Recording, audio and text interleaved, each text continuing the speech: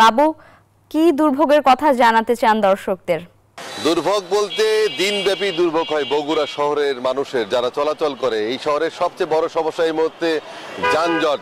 যত্রতত্র যানবাহনগুলো দাঁড় করিয়ে যাত্রী ওঠানামা এবং যেখানে সেখানে ভ্রাম্যমাণে স্ট্যান্ড করে রাখা হয়েছে। আমরা রয়েছি এই মুহূর্তে বগুড়া শহরের প্রাণকেন্দ্র সাতমাথায়, যেখানে নিশ্চয়ই দর্শক ক্যামেরা চোখে দেখতে পাচ্ছেন যে ব্যাটারি চালিত ইজি বাইক এবং সিএনজি চালিত অটোরিকশার একটা লাইন রয়েছে, যেখানে গাড়ি দাঁড় করানো নিষেধাজ্ঞা রয়েছে ট্রাফিক বিভাগের এবং পৌর বিভাগের। ট্রাফিক পুলিশ প্রাণান্তকর চেষ্টা চালিয়ে যাচ্ছে এই যানজট নিরসনে, কিন্তু কোনোভাবেই তারা সেটা করতে পারছে না। বিভিন্ন ধরনের উদ্যোগ নেওয়ার পরেও কিন্তু বগুড়া শহরে এই যানজট নিরসন হয়নি।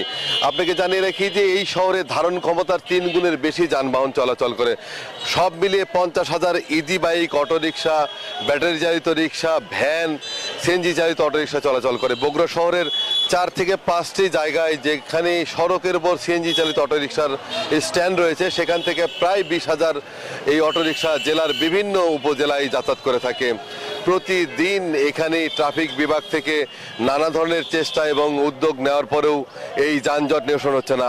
এর পাশাপাশি রয়েছে শহরের ভিতর দিয়ে ট্রেন চলাচল করে, যে প্রায় 15 থেকে 16টি ট্রেন প্রতিদিন যাতায়াত করার কারণে রাস্তার মাঝখানে ব্যারিয়ার দিয়ে রাস্তা বন্ধ করে দেওয়া হয়, যার কারণে সেইটিও একটা যানজটের অন্যতম কারণ। এবং বিভিন্ন শিক্ষা প্রতিষ্ঠানের বড় বড় বাস চলাচল করে, করতা গেটলক চলাচল করে, এগুলোও যানজটের অন্যতম কারণ।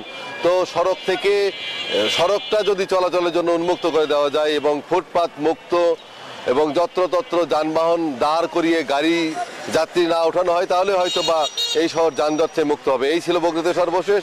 একই খবর জানতে চলে যাব সাভারে নাজমুলের কাছে। বাবু, আপনাকে ধন্যবাদ। আপনি যেমনটি জানাচ্ছিলেন বগুড়ার খবর, এই মুহূর্তে রয়েছি আমি সাভার পৌর এলাকায় গ্যান্ডাতে, এবং প্রথম শ্রেণীর পৌরসভায় আমরা যদি দেখি যে এই যে পৌরসভার আপনারা দেখছেন যে খুবই গুরুত্বপূর্ণ একটি সড়ক, সেই সড়কের অবস্থা যদি এখানকার যে শিল্প অঞ্চল রয়েছে সেই সব শিল্প অঞ্চলের শ্রমিকরাও কিন্তু এই খানাখন্দ এই সড়কের প্রায় 7-8 বছর ধরে কিন্তু এই সড়কের চলাচল এইভাবেই আসলে মানুষ চলছে। এবং এই যে রাস্তাটি গুরুত্বপূর্ণ সড়ক, সেই সড়কের মাঝখানে কিন্তু আপনারা দেখছেন যে ঠিকাদাররা কাজ এভাবেই ফেলে রেখে গেছে এবং ধীর গতিতে আসলে তারা কাজ করছে। আমরা যদি আপনার সাথে একটু কথা বলতে চাই, এই সড়কটি একটি গুরুত্বপূর্ণ সড়ক, আশেপাশে অনেক পোশাক কারখানা আছে, কেন আসলে কাজ হচ্ছে না? কি মনে হচ্ছে আপনার কাছে, এত ধীরগতি কেন? এত ধীরগতির কারণ এখানে মেল ইন্ডাস্ট্রিজ গত 15 থেকে 16 বছর যাবত আমরা এখানে অনেক দুর্ভোগে গাড়ি উল্টে যাচ্ছে, ছেলে মেয়ের পাও ভাঙছে, ময়মুরব্বীরা হাসপাতালে যাইতে পারতেছে না। আমাদের বিগত বছরের কয়েকটা বছর আমরা খুবই ভয়াবহ পরিস্থিতিতে আছি, বন্যার কবলিতর থেকে আরও বেশি ভয়ঙ্কর। এই রাস্তাগুলা নিয়ে আমরা ছেলে মেয়ে মেডিকেল যেতে খুব কষ্ট হচ্ছে। যত দ্রুত অনেক ধন্যবাদ। আপনার সাথে একটু কথা বলি যে এই যে সড়কের এই অবস্থা কেন, কি মনে হচ্ছে? এই রাস্তাটা আসলে এই ইটের খোলা যখন ছিল তখন এই রাস্তাটা প্রচুর পরিমাণ মাটি ট্রাক চলাফেরা করতো, যার কারণে এই রাস্তাটা দ্রুত নষ্ট হয়ে যায়। কিন্তু বিগত সরকার থাকার কারণে এই রাস্তার কোনো কাজ হয় নাই। এখন এই যে প্রায় 15-16 বছর থেকে রোডটার কাজটা হয় না, কয়েক মাসে কাজটা ধরছে, দ্রুত কাজটা শেষ হইতেছে না, জনগণে অনেক দুর্ভোগ হইতেছে। আপনাকে যেমনটা আসলে বলছেন, এবং এই যে সড়কের অবস্থা দেখছেন যে এই সড়কটি একটি গুরুত্বপূর্ণ সড়ক, সড়কের মাঝখানে কিন্তু এভাবে আসলে ঠিকাদাররা ফেলে রেখে গেছে এবং এখনও কিন্তু যে ধীর গতিতে আসলে কাজ চলছে। এবং প্রথম শ্রেণীর পৌরসভার আমরা এখানকার যে পৌরসভার যে দায়িত্বে রয়েছে এখানকার উপজেলা নির্বাহী কর্মকর্তা, তার সাথে কথা বলেছি।